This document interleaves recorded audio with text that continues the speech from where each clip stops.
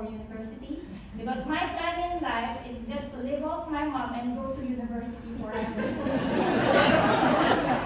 They said nursing, so I undertook nursing as a profession.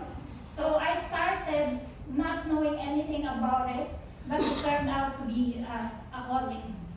So I graduated in 2009 and I became a public health nurse in the Philippines for 7 years. So during this time, I felt like, I became a coordinator for a majority of the population health strategy for university because my plan in life is just to live off my mom and go to university forever. They said nursing, so I undertook nursing as a profession. So I started